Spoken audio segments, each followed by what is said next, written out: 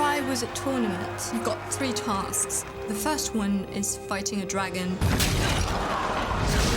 It's a very good, savage creature.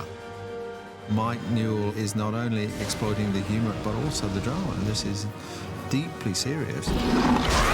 He's mean. He's not there to play, you know, he's there to get Harry. It really feels, I think, in the film that we're not sure if Harry's going to survive.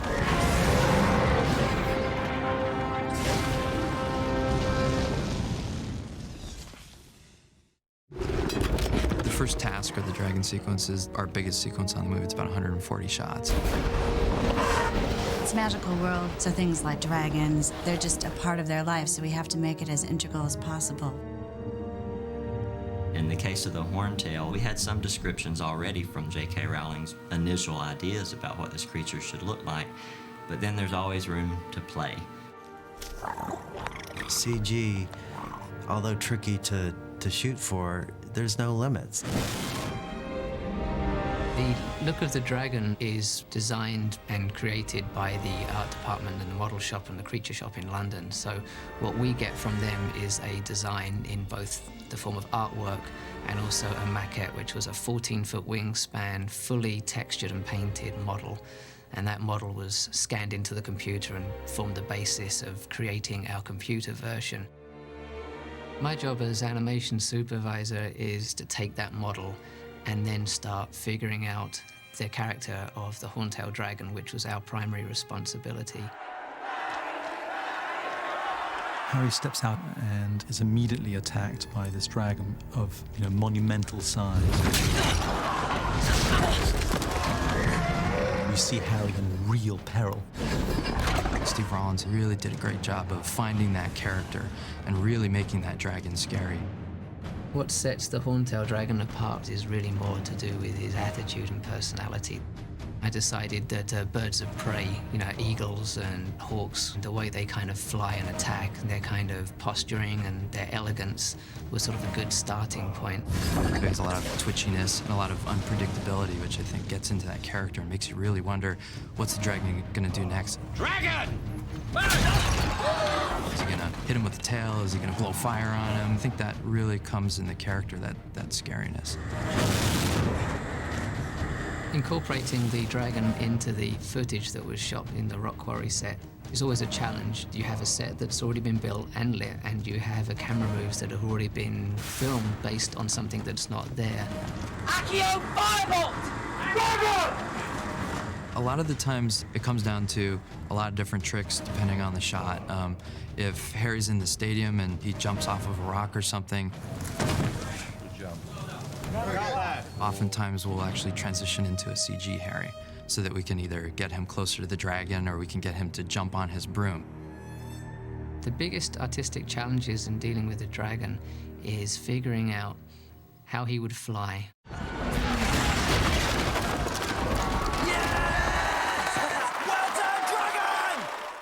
We watched a lot of dragon films, and one of the things that was most important about dragons was their aerodynamics. So we started to talk a lot about aerodynamics, and could it really turn that hard, and how fast could it climb, and did it need a takeoff? So we went into producing some animation tests to show them how they can be agile, but at the same time have a sense of mass and size. And these tests are what we show to the director and what they buy off on, and then move forward from there. Something else that we also found as we started working through the sequence was that he looked a lot scarier when he was kind of backlit, so more of a shape. Also, like when he opens up his wings, you see kind of light through the wings as if they're slightly translucent or transparent.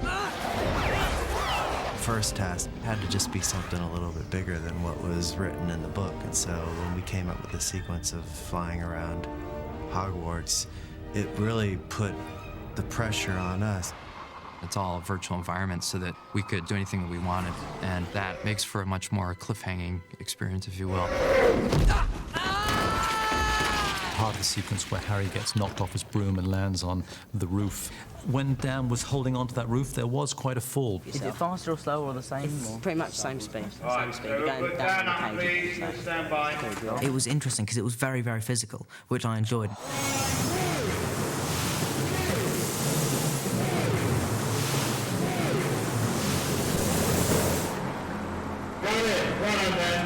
That was really, really terrifying, and I'm not afraid to admit that. That was really scary. Anyone would be scared, I'm convinced.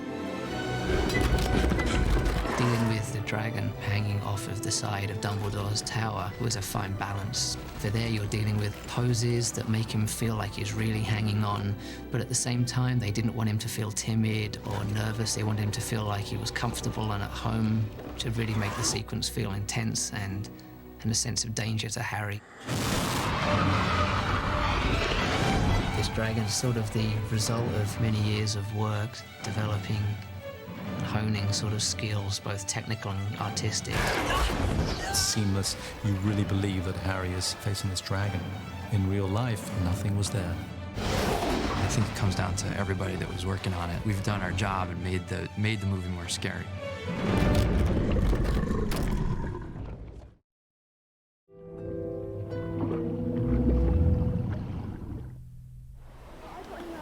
You are trying to figure this egg out, aren't you? What's that supposed to mean? Just means these tasks are designed to test you. In the most brutal way, they're almost cruel.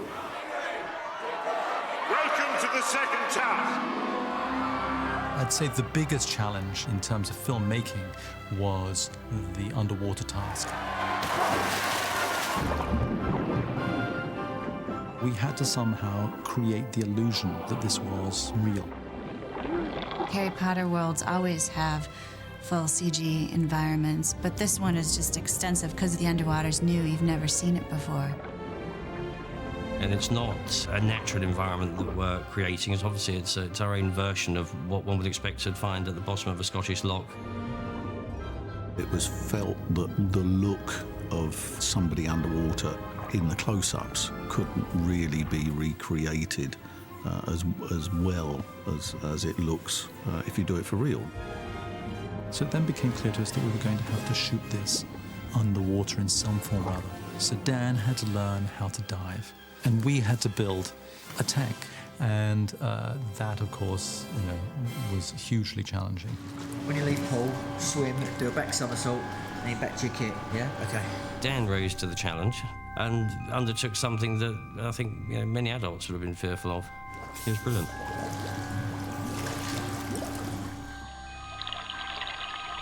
We obviously wanted to get as much practice in as possible for the underwater stuff, so we trained for about 6 months before. We started off not very deep at all, just in a normal, quite shallow swimming pool.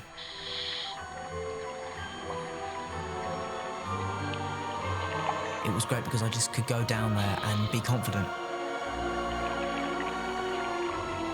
We all wanted it to look as natural as possible, and so that's why we trained for so long. And then I was ready for the 20-foot tank. How's that, Dan? Yeah, it's great. Very good. Fantastic. Yeah.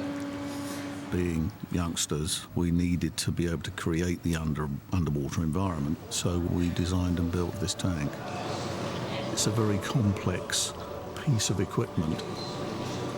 The tank itself holds about 500,000 gallons of water, which is 2.5 million litres. It's probably the best tank in the world for filming. When Dan's in, go straight over to the rostrum with Dan. That's Dan descending down the stairs here. When I actually went in, it was so vast, so much more so than I had actually imagined. Dan, so nice and slow on the way in. Dan also has to worry about one other thing, which is performance. It's all right swimming around like a fish, but Dan eventually has to give you the Harry Potter performance. Stand by. 3, 2, 1, breather out. Action, swimming. Probably the most difficult sequence will be when Dan has to rescue the two characters and to swim with them to the surface. Grab, throw your head back when you grabbed. Lovely. Perfect, Dan. Really nice. The second unit people planned so that no shot would last longer than between 9 and 11 seconds, because that's as long as you can do without air and keeping your eyes open. Dan, split your look between the green lights and the knot. Yeah. The main thing that really sort of was a bit frustrating was the fact that communication is obviously quite difficult. Dan, on action, you turn to camera, quizzical look, and go. There are certain signals like this. This confused me, because this means, quick, I'm drowning, get me up to the surface. Whereas to me, that means, hey, I'm fine. Dan, that was really good. Do exactly the same as that last one.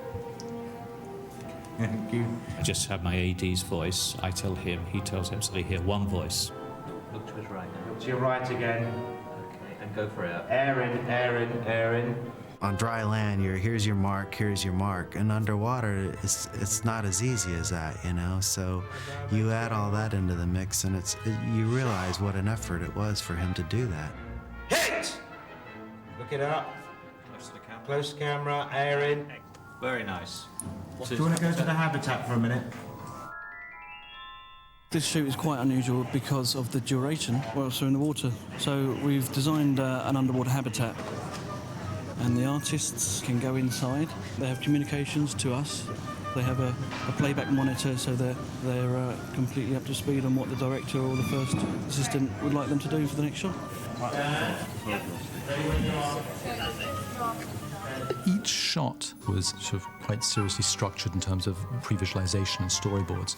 So we had a sense of what we needed, and gradually we pieced the whole together in a sequence that was essentially Dan against a blue screen.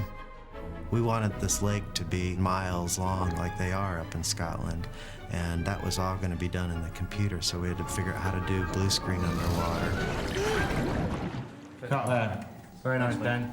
That was very, very groundbreaking, shooting plates against an underwater blue screen.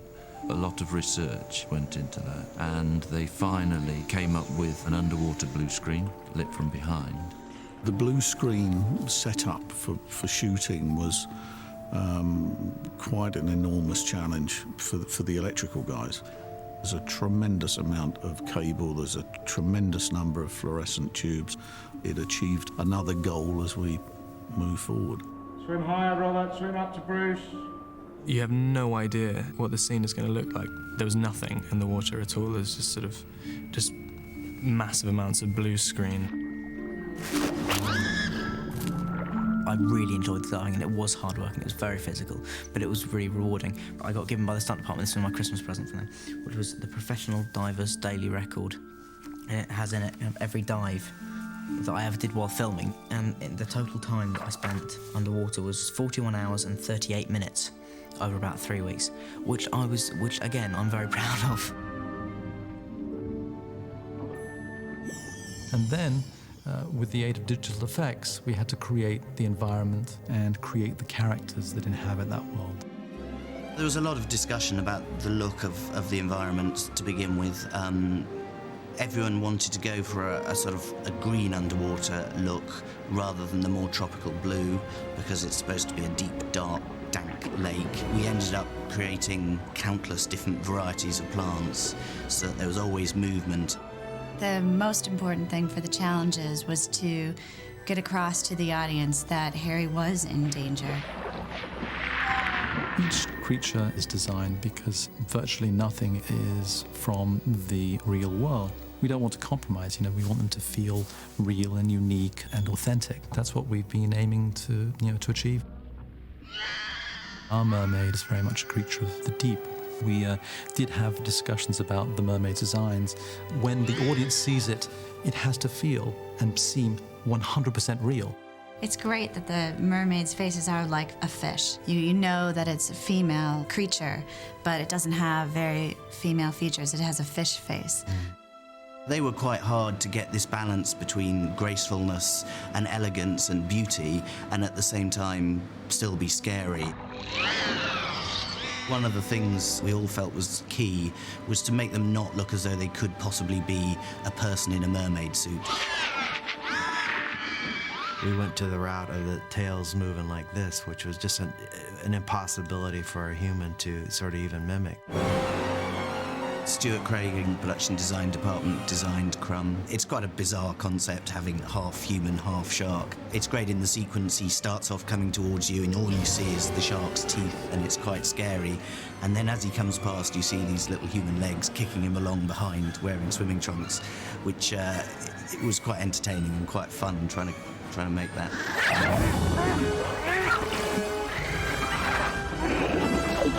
The Grinslows are something out of the imagination of everyone involved in creating them, I suppose. It's always challenging to come up with fantasy creatures like this that have nothing that you can look at and compare to and say, yes, we've matched that right. One of the things we always have to do is try and find creatures that are as similar as possible, or at least different aspects of them are similar.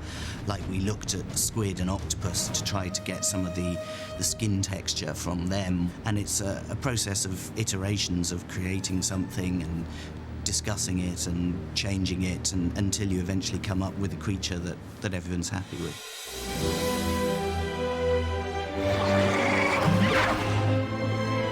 There was a lot of fabrication, a lot of imagination while shooting it, and a real challenge, but an awful lot of fun. Very good, Dan.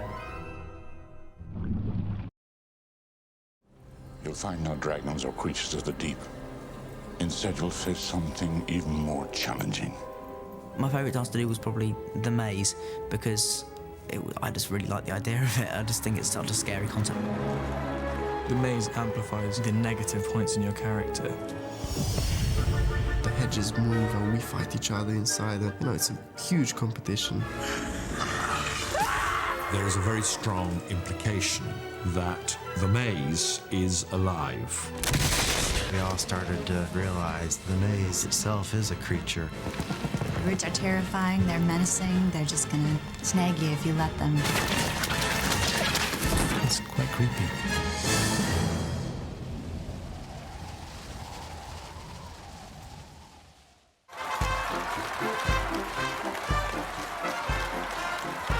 This film, Goblet of Fire, we had the maze, which was a fairly major scene which we had to tackle and shoot very early on. We had to create quite large sections of this maze that moved and developed its own persona. So early on in the movie, that was our sort of biggest challenge. It had to be able to chase the children through it. It had to move as though it was going to crush them with the actors inside. That involved for us quite a huge engineering build because the walls of the maze were 25 feet high. In our case, we tried to make it taller than you've ever seen and bigger than you've ever seen. So you're in channels which are just 5 feet wide, but 25, sometimes 40 feet high. So it gets pretty intense and pretty desperate in there. The maze scene was quite claustrophobic, really. Set, action. The very first time I went on set, we were filming the maze, and it was absolutely enormous, and you know, I was new to the whole thing, so you know, I was quite nervous, and you know, my heart was like, you know, literally pumping really fast. Now, you will encounter no dragons in the maze or creatures of the deep. The maze itself was really sort of mystical. It was, you know, loads of smoke around, so everyone was really interested and excited about what was going to happen. Action. The maze has a malign personality.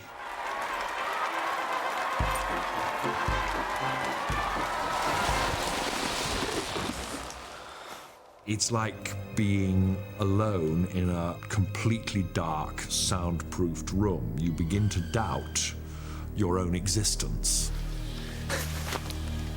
It's a really creepy sequence because you're not sure what the danger is when you go in, and we immediately get a sense that the maze has a life of its own. Cut. Very good. A little sooner, okay? Once more. Mike actually was very keen to make it very much more psychological. The maze is not the only danger within, because while in the maze, things can happen. It's the fear about not knowing what's behind the next corner, not knowing what's behind any corner. There's mist, you can't see very far, you've got the live maze, and that's really shocking. The maze is, acting-wise, the most interesting task, because really it was exploring how deep you can go into that fear thing. It's like it reduces you to your animal components, and you become savage and wild and uncivilized. Everything's a bit magical, and so we took that and made the maze a living creature too that actually attacks. It's tremendously violent, incredibly active, and that could only be achieved in the digital arena.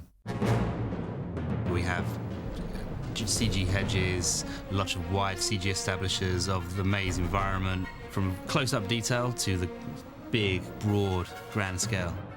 Because we set this thing in Scotland, the scale of that landscape was playing a part in this. With the establisher shots, I think the most important thing was to make it just seem gigantic and how small they are within it. So you have this first shot where you come up from Harry and then you show the whole maze and it's like as big as the valley. It's gigantic. There are points in the sequence where Harry and other characters get attacked by hedges and attacked by roots and chased by hedges, and our task was to make it just claustrophobic and dangerous and just generally very, very, very scary. We start off with a live action plate and any 3D elements that have been developed. We bring those and integrate them into the live action plate to try and make something look seamless and totally photorealistic. Almost 90% of the routes you see is visual effects. All these sequences we had to add CG routes to the scene to make it more dangerous and scary. You know, how does a route attack? The animation team would spend a lot of time just sort of like hitting each other with them and trying things out with them. Start the effect! I think the balance was they always had to be quite gnarly and angular. Brief moments they could go straight, but then they could wrap around things very quickly. There's that balance between whip and snake and a root-y character.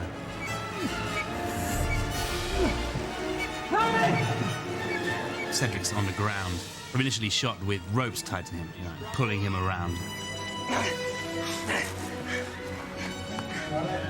So we paint out the ropes and then add these roots that seem to whip and grab him and try and throttle in him. Lots of energy. It's pretty scary stuff. And action!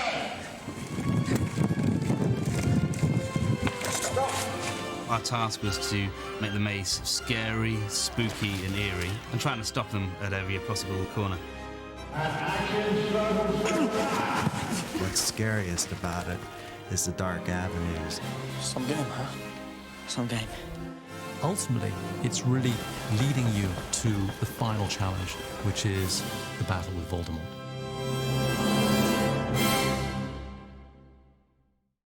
Victor Crumb, champion for both battles, is Fleur Delacour. The Hogwarts champion, Cedric Diggory. We now have our 3 champions.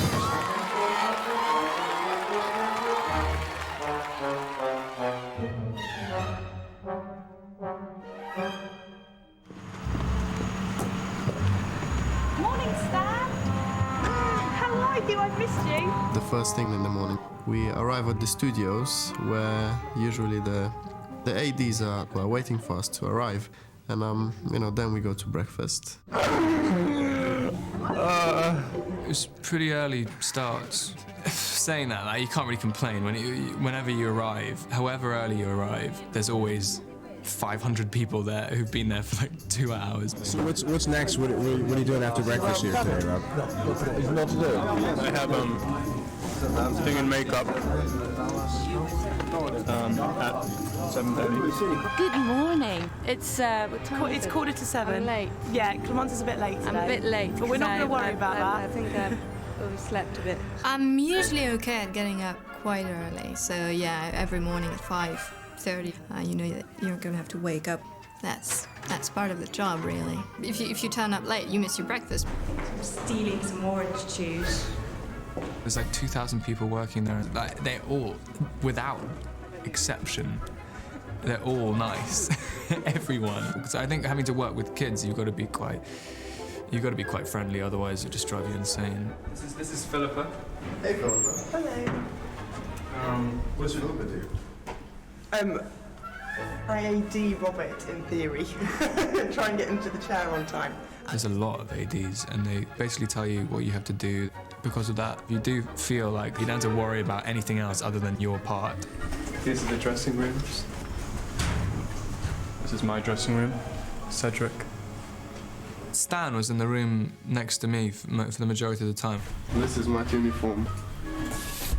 I shall go and find out when I'm getting dressed. We're at hair and makeup. So I'm just telling Jan that I've washed my hair this morning. Washed my hair, good girl. I'm going to get rid of my hair As you can see, it's quite a lot now. This is like It's like sheep an army. shearing. So this is the morning ritual. I quite liked having makeup put on, to be honest. You don't have to think about anything. You can go out really late the night before and then you can look like a complete wreck in the morning, and then it's up to everybody else to fix you up. Now I'm going to have my makeup done. Powder and everything. It's a bit girly. Could you confirm first shot this morning? Cedric clean just before he gets deaded. Thank you. I'm alive today. Pre-death, just about to die. These are all the wounds from being attacked by the magical hedge. This is my big makeup job. All this stuff takes a little while.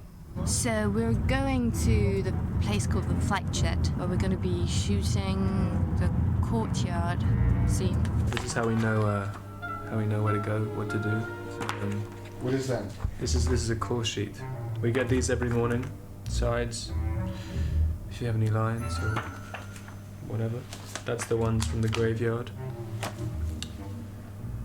What was your line Cedric, get back to the cup.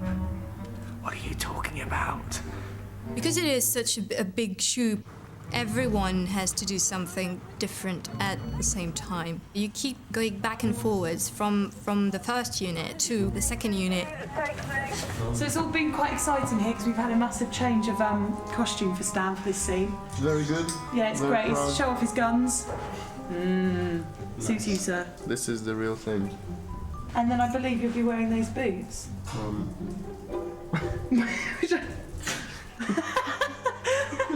May not look great. I think there is a mistake.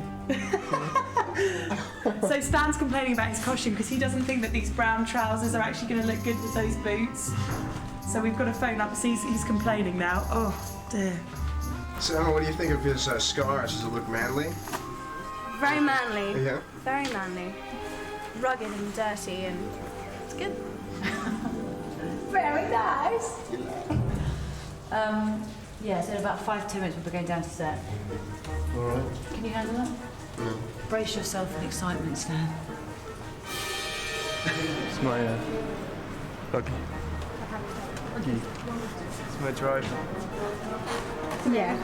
Hey guys. Yeah. Hi. So where are we going, guys? To the set. The graveyard. Right, this is somewhere else. Going to the It's gonna be graveyard great. set today. Leavesden's a pretty big set, and so they drive you around in the golf buggies and things.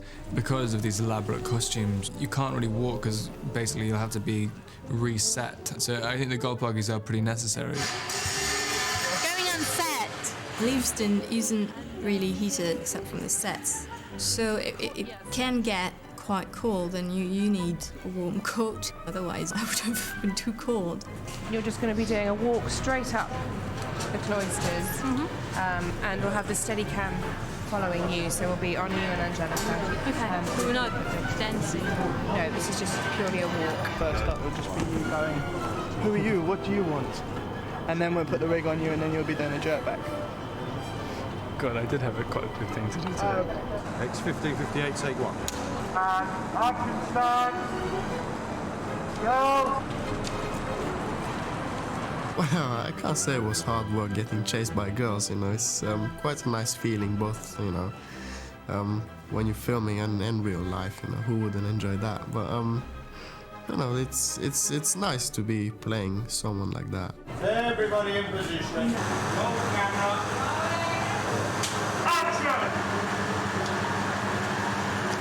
Yeah, all I'm worried about is the face, like pain face. It was quite an awkward scene to be shot because it had to look painful, and if you're just being pulled back the conventional way, it doesn't hurt too much because you're just landing on your back. But that one, they had to sort of, it had to be like a coil. I had to get hit in my groin.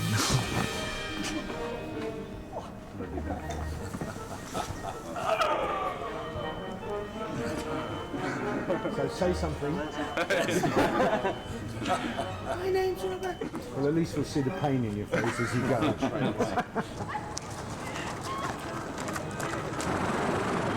What do you want? Kill the spare. Avada Kedavra.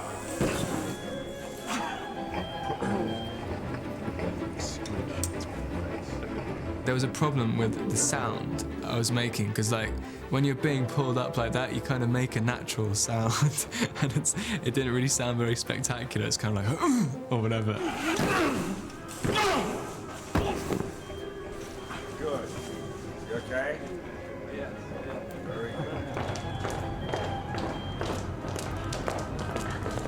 So that's very difficult what we're doing today. Yeah. Walking. Lots of concentration.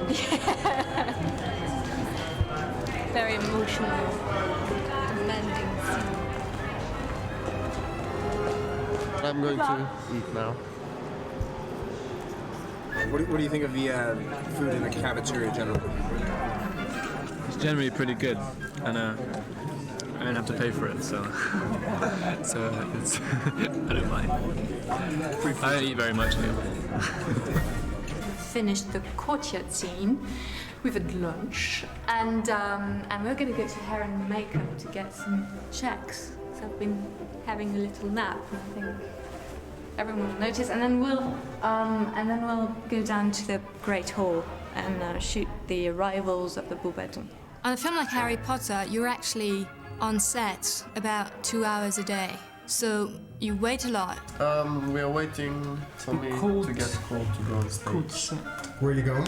Flight shed. We're going to the flight shed to do the very last scene in the film. Scene 106. So this is what you guys do, in your downtime? Card tricks? We do everything, really. Everything and anything to keep ourselves amused. We got involved into magic tricks with cards. So, everyone started, learning how to do magic tricks, and we were showing to each other, which was a great laugh. And there are the 4 kings. Magic. So lunch is done, everything's changing, and I'm doing the port key arrival at the Quidditch World Cup. Everyone falls down, but I figured out how to fly. You just use some wires. We're going to be shooting in the Great Hall, the arrival of the Beauxbatons, and then some bowing and some spinning around. It is always a bit embarrassing when you have to do things that you haven't been trained for. I mean, I'm not a dancer, but, film is great because they can edit it and make it look good even if it wasn't that good. Got it. Okay, that's yours, let's go.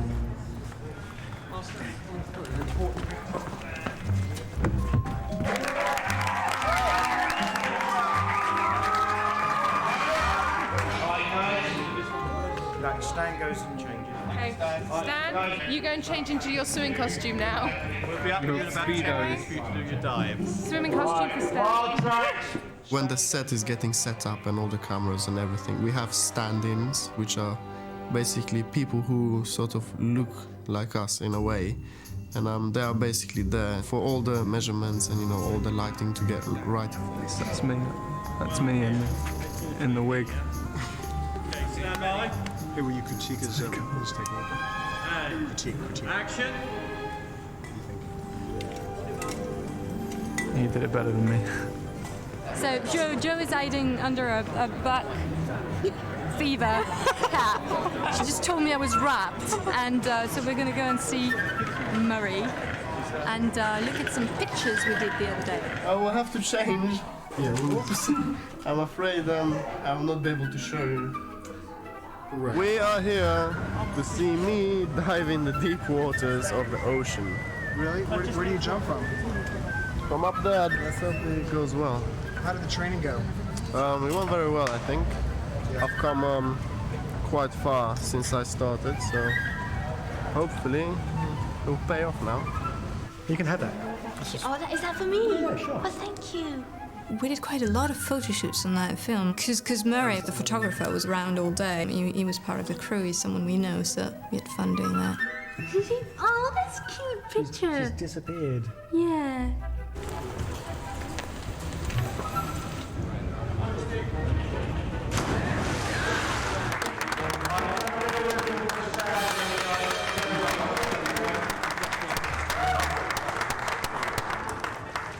I'm really proud of the dive because we didn't have that much time, to get it sorted properly. Stan did his dive? He finished officially. That's a great part of the day. Yeah. I'm wrapped too, so I'm gonna go and get changed and go back home. We had so much fun on set. Well, I personally never thought, oh my god, I just want to go home. You know, I just didn't want to finish. End of a long, hard day. I'm off. Goodbye.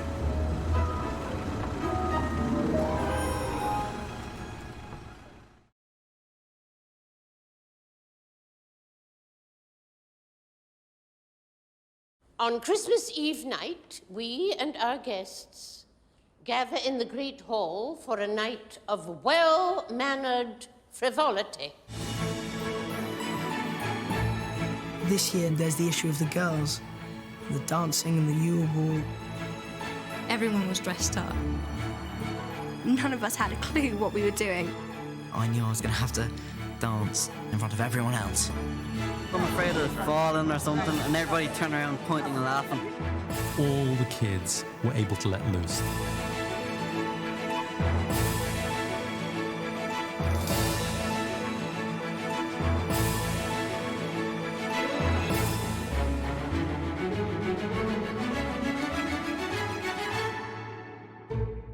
The whole run-up to the Yule Ball is fraught for the actors with those emotions that run high in people of their age.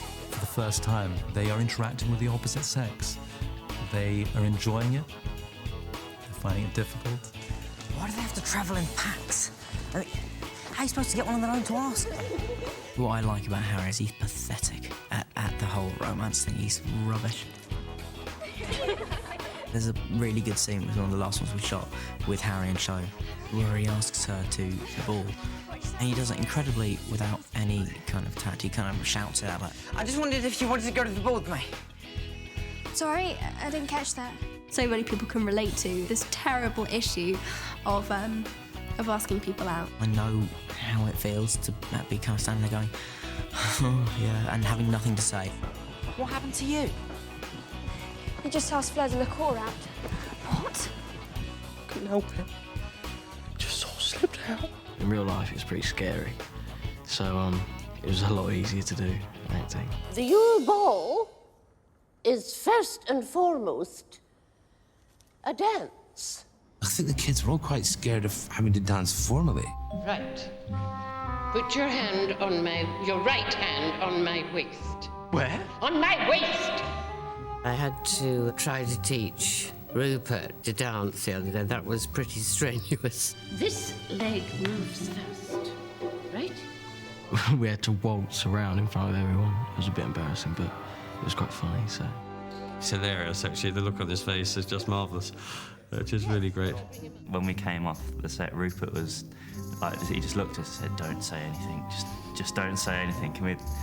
So, of course, we had to say something to it. Never gonna let him forget this, are you? Never. We had Wayne, wonderful Wayne, the choreographer, and they'd teach these kids to dance, some of whom could and some of whom, by God, could not. It's so funny. The girls are so eager and the guy is just not there, not wanting to do it at all. I think that comes across quite well. I saw some of the rushes of that scene, and it does show the sort of awkwardness that men have with the sort of dancing thing. All the guys were looking at, each other saying, help, I don't want to do this. I'd like to be able to dance, but I just don't want to learn, if you know what I mean. If everyone's got to do it, it's okay. If it's only you, then... But everyone's got to do it, so it's just a laugh. I've been doing my steps, I've been working my feet. You've seen my feet work. Yeah. The kids were quite excited about wearing something special. All the girls got to dress up and the guys were in tuxedos. Once you're in that costume and the tux and with your cloak on and everything, you do feel a lot more elegant. Mum sent me a dress. Mine is just, it's horrible. It's like pink lace all over it, covered in like flowers. What are those? No, those! My dress robes. But they're all right. No lace, no dodgy little collar. Poor boy. Every time he was wearing it, he really had to laugh. Yeah, I'm not really looking forward to wearing that. Then, on the other hand, there is Emma, who looks so lovely. The ball's about Emma. That was like the most important dress. It was like Cinderella.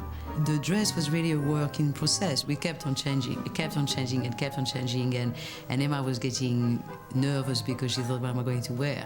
And at the end, yes, we got it. It was absolutely gorgeous.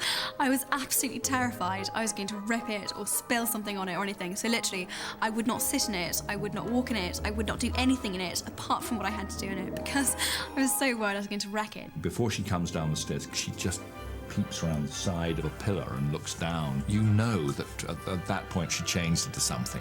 Emma was never ugly. So, you know, she's always been quite beautiful. So, I mean, I was kind of like, wow, you're just even more beautiful. Obviously, it's a huge moment in the film, and it is a big transformation, but for me, I'm kind of like, well, I've seen you at premieres. I was so nervous about the whole thing because it's meant to be such a big moment and it's going to be an anticipated moment, and I had so many pointers from Mike about how he wanted to look. I got down about 3 steps and fell down in front of the whole set, which was incredibly embarrassing. But no, it should be good in the film. You won't see that bit. But no, it was good.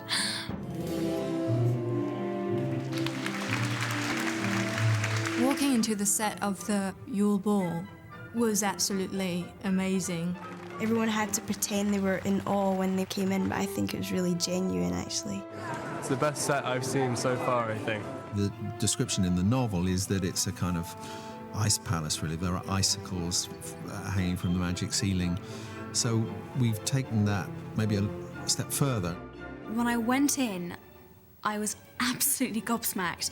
I cannot tell you how beautiful everything looked. You recognise it as exactly the same space, but the transformation is nonetheless pretty complete. The whole thing, of course, looked like Swarovski crystal and was stunning. Oh, this is my big dance day. How many times have I done it? I don't know. Everyone else had about 3 weeks, and I only had about 4 days to learn because I was doing another scene. And so I'm quite proud of what I managed to do.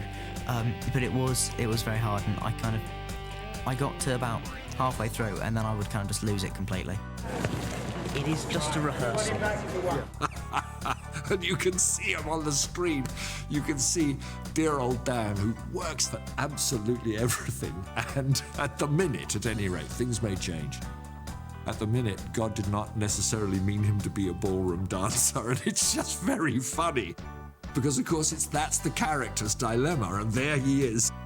He is absolutely his character at that point. But because Harry's not very good, I felt I should play it down. I would have liked to be very impressive. In my mind, I could see everyone going, oh, he's such a good dancer, wow.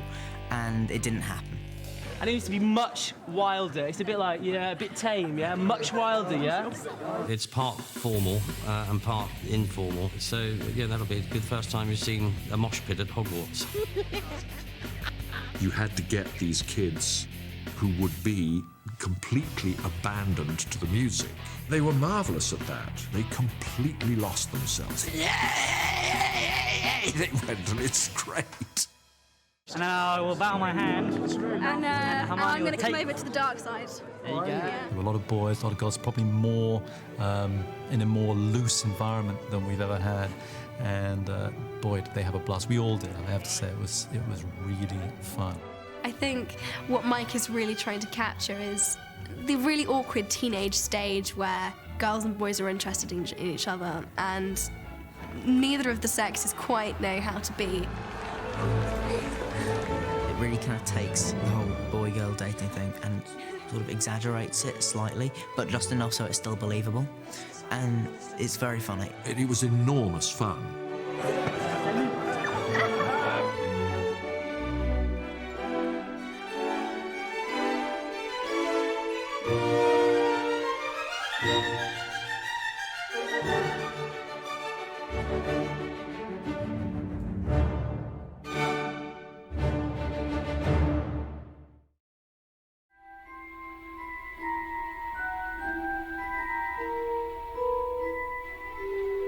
It seems like yesterday we were just doing the first film.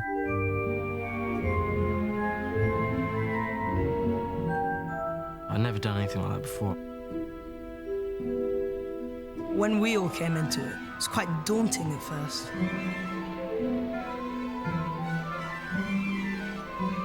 It was a very intense experience.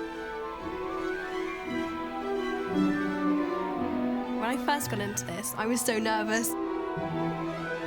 When I entered the production of the first movie, I had no idea it was going to go on to the fourth one.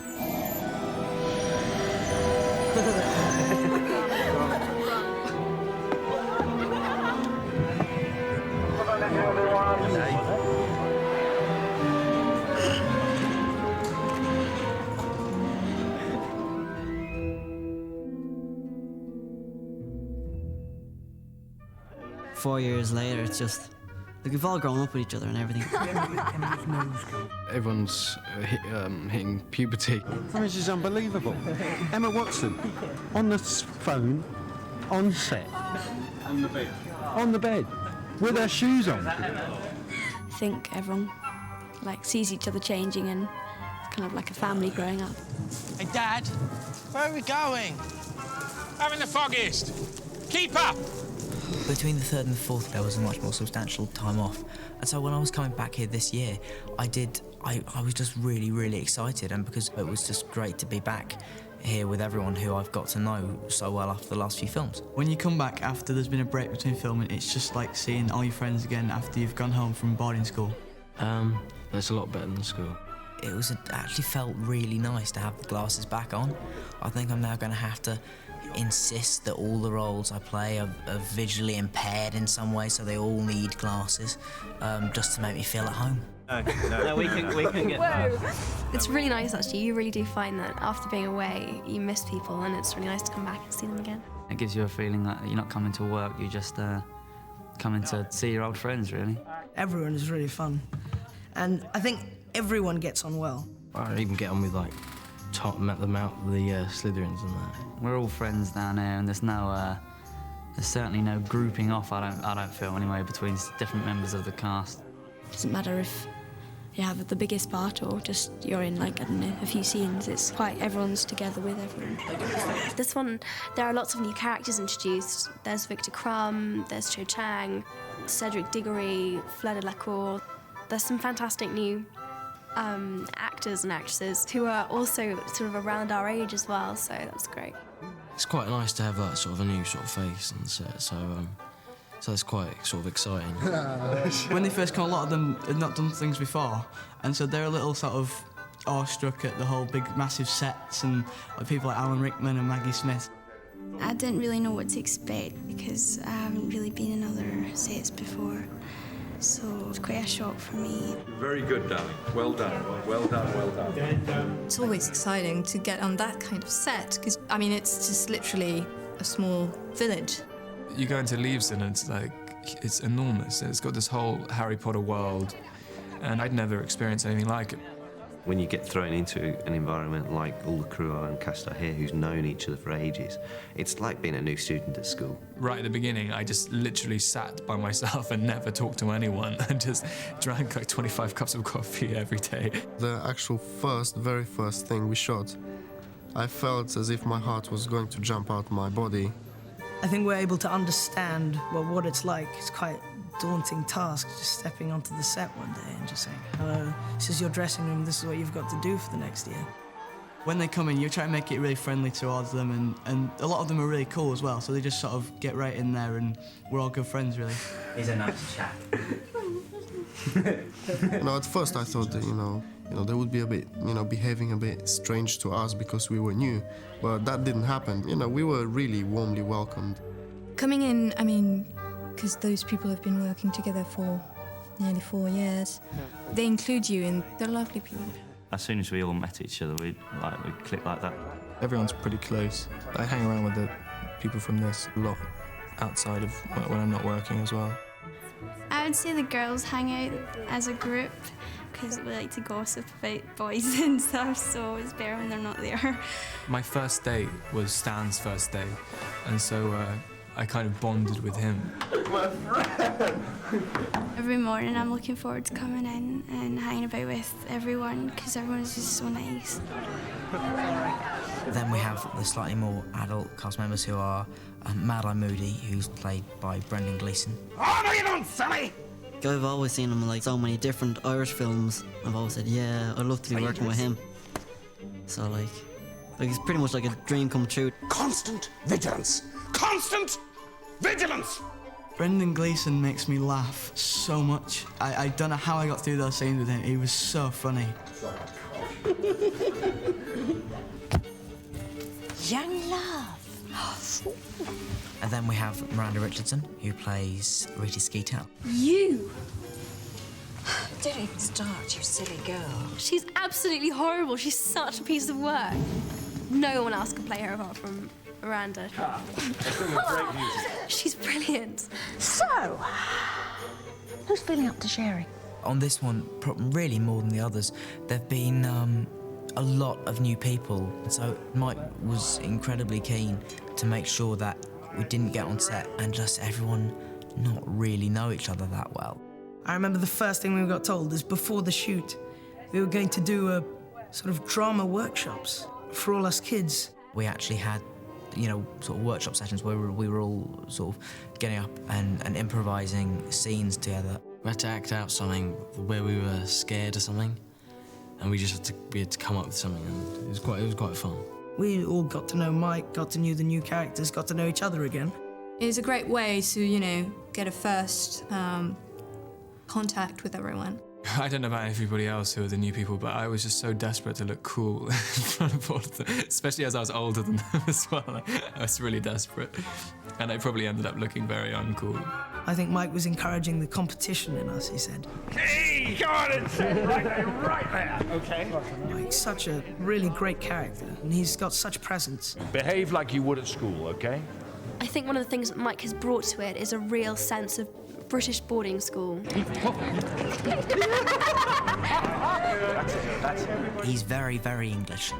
He wears a waistcoat every day, which I just quite like because you don't see enough waistcoats anymore, really. I always get quite nervous when you sort of find out there's going to be a new director because you sort of get quite close and then it's quite nerve-wracking to see what sort of person it's going to be. But Mike, he was great, yeah, really good laugh, yeah. Rupert, I'm terribly sorry, old chap. Just take a beat before the wave. With the scene that we were doing in the Great Hall with, it's James and Oliver. Action!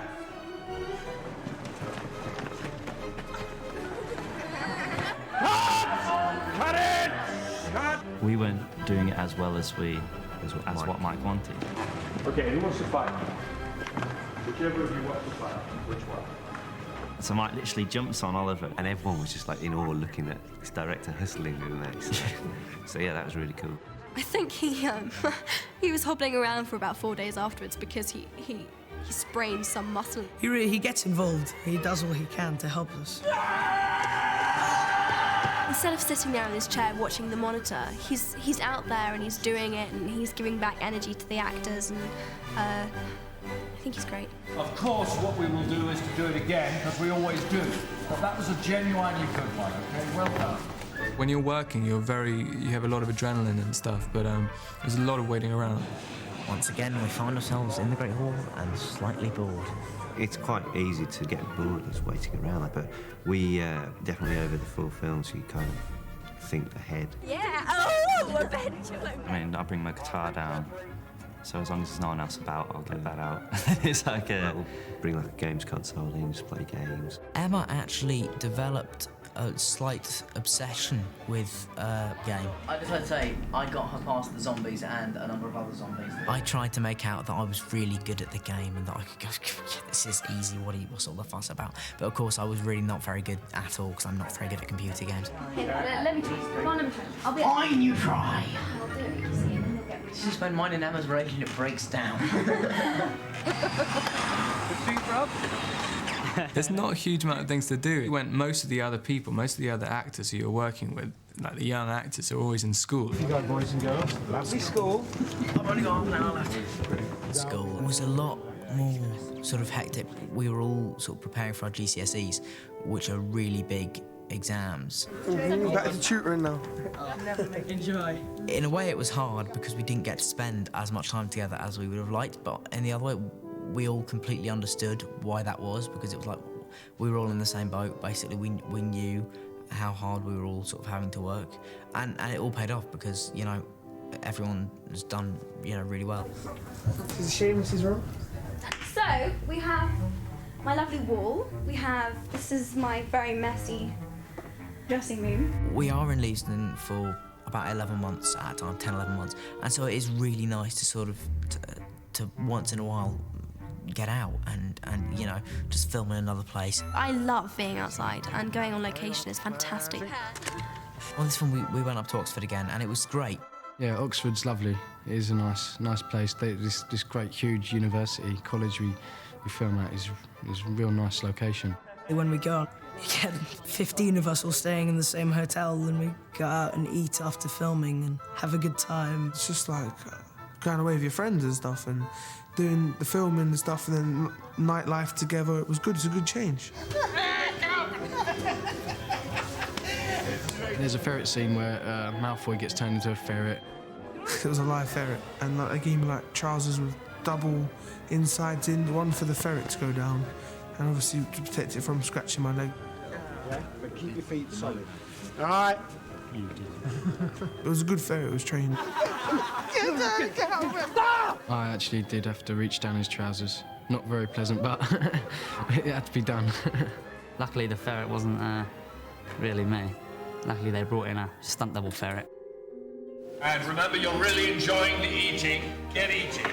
Action! When we were doing the dessert scene, there's these incredible towers of ice cream and these chocolate trifles, and I have to admit my mouth was watering throughout the whole scene, and just be told it was fake, made of plastic. It's incredible, and they do such a good job. There are so many different aspects of how this film comes together, and there's so many different departments. One of the departments that I don't think gets enough credit is the art department, and I think that would be good fun for a day to see what that's like. Or the ADs, they work extremely hard. Introduce to your new first assistant for the evening, that's Bonnie Wright. No. It'd be quite fun to be a runner, you know, running around, and you'd have to like help like each department. Yeah, I'd love to work in props, I suppose. I'd love to be able to make a fake turkey and plonk it on the table and watch everyone not be able to eat it. I'd like to be in the, maybe the script writing side. Because I like to the cameraman, that's quite a cool job. One thing I've always wanted to do was produce a film. Art department, if I could draw, but I can't, so no. So probably, I really enjoy creature effects. I guess I'd really like to try my hand at directing. What he said basically was, shut up! I just like to learn as much as I can, really. Even though, you know, it may not always be the most appropriate time, you know, people would be really busy, and I'll be, how does that work? And, yeah, so it may or not always be convenient. I may not have the best sense of timing. But I do like to find out stuff particularly about how the camera works. Oh, what's that? What's it doing? I'm slightly more kind of confident now, and I'm not so afraid to ask questions. Hopefully I'm learning things and getting better. Sorry, I just started laughing that time. Every day it's like an adventure, so I just enjoy it more and more. It's a once-in-a-lifetime thing, and we did make the most of it. I can't wait for, you know, the fifth one. Very much.